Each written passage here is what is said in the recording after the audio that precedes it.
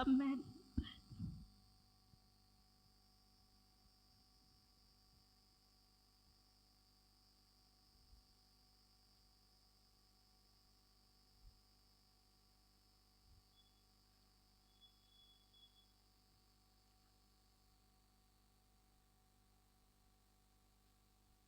హల్లెలూయా.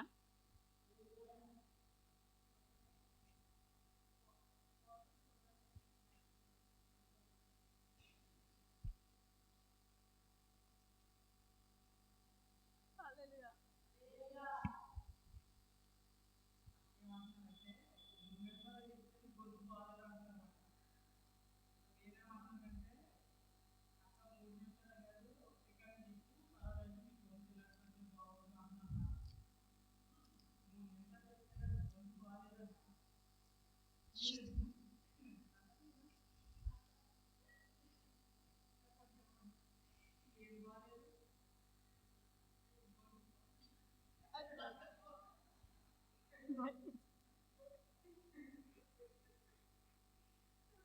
హల్లెలూయా.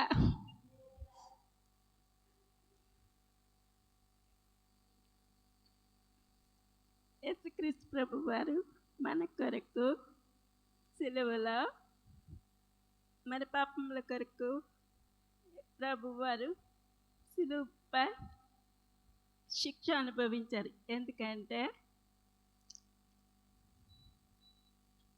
మనం చేసిన పాపముల కొరకు, మనం చేసిన దోషముల కొరకు మనం అనుభవించకుండా యేసయ్య మన కొరకు ఆ శిక్ష అనుభవించాడు. అలాగైతే మనమైతే ఈ రోజుని ఇలా ఉండము. ఆయన అనుభవించాడు కాబట్టి మనం ఈ రోజున ఎలా ఉన్నాం. ఎందుకంటే ఆయన మన పాపములు, మన దోషములు, మనం పడే ప్రతి శ్రమ వెనక ఆయన ఎంతో కష్టపడ్డారు. ఆయన ఎంతో శ్రమ పొందారు. ఈ రోజున మనం సంతోషంగా ఉన్నామంటే దానికి గల కారణం యేసయ్య.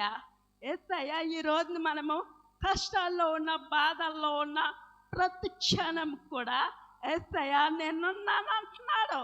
అంత గొప్ప దేవుణ్ణి మనం కలిగి ఉన్నామంటే దేవుడు మనకు ఎంతగానో మనము ఆయనకి ఎంతో రుణపడి ఉన్నాము. ప్రతి పరిస్థితిని కూడా మార్చగలిగే శక్తి ఆయనకు ఉంది.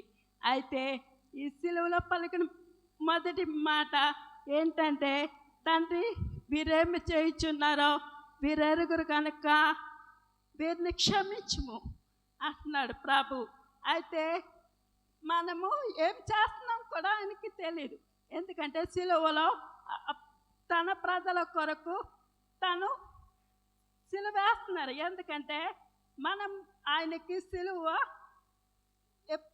వేయడంలో తలపై ముళ్ళ కిరీటం పెట్టారు. ఏంటంటే మన ఆలోచనలకి, మన తలంపులకి ఆయన సిలువలో తలపై ముళ్ళ కిరీటం పెట్టుకున్నారు. అయితే మరొకటి ప్రక్కలో బల్లె పొట్టు పోసారు. ఏంటంటే ప్రక్కల బల్లె పొట్టు అంటే మన హృదయ ఆలోచనలు, మన కడుపులోంచి వచ్చే ఆలోచనలు కూడా అవి చాలా ఘోరమైనవి. ఆ ఆలోచనల వల్ల మన పాపముల కొరకు మనం శ్రమ పడకుండా మన బాధల నుండి ఆయన తప్పిస్తున్నాడు. అయితే కళ్ళతో చేసిన మన పాపములకు ప్రభువు కాళ్ళకు మేకులు వేసుకున్నారు. అదే చేతులకు కూడా మేకులు వేసుకున్నారు. ఏంటంటే మనం చేతులతో చేసిన పాపములకు, మన ఆలోచనలకి ఆయన బలి అయిపోయారు. అయితే ఆయన అంటున్నారు కదా, తండ్రి వీరేం చేస్తున్నారో వీరు ఎరుగురు, వీరికి తెలియదు కనుక వీరిని క్షమించు. వీరిని క్షమించే శక్తి ఆయనకే ఉంది. ఎందుకంటే ఆయన్ని క్షమించమంటున్నాడు. మనమైతే ఒక్కరు మనకి కీడు చేస్తారంటే మనము వెంటనే వాళ్ళకి కీడు చేయాలనుకుంటాం. కానీ ఆయన మనం అనుకోం. ఎందుకంటే మనం మనుషులం కాబట్టి. ఎందుకంటే ఆ మనసు మనకు ఉంటుంది కాబట్టి మనము క్షమించాలి అని అనుకోం. మనం ఏదో రకంగా కీడు చేయాలనుకుంటాం. కానీ యేసయ్య అయితే మనకు కీడు చేశారు కాబట్టి వారిని క్షమించంటున్నాడు. క్షమించగలగ శక్తి మన దేవుడైన యేసయ్యకు ఉంది. ఏంటంటే మనం ఎప్పుడైతే తప్పు చేసినా, మనం ఒకరికి కీడు చేసినా ప్రభు మాత్రం మనం క్షమిస్తానే ఉన్నాడు.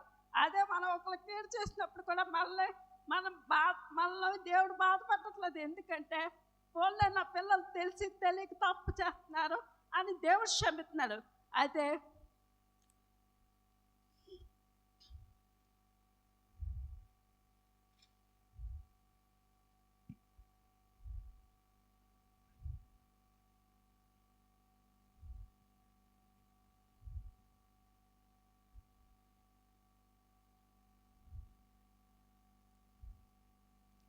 ఆయన కృప, ఆయన మళ్ళీ నిండు మనసుతో ఆయన మనల్ని క్షమిస్తున్నాడు. కాబట్టి మనము కూడా ఆయన వల్ల మనం ఆయన నుండి మెల్లలు ఉపకారములు పొందుకునే శక్తిని బలమును కూడా దేవుడి వల్ల క్షమాపణ హృదయాన్ని మనం కలిగి ఉండాలని దేవుడు చెప్తున్నాడు. మొదటి మాట ద్వారా దేవుడు మనకు బలమును శక్తి చేస్తుంది. చిన్న వాక్యం దేవుడు దీవించుగాక. ఆమేన్.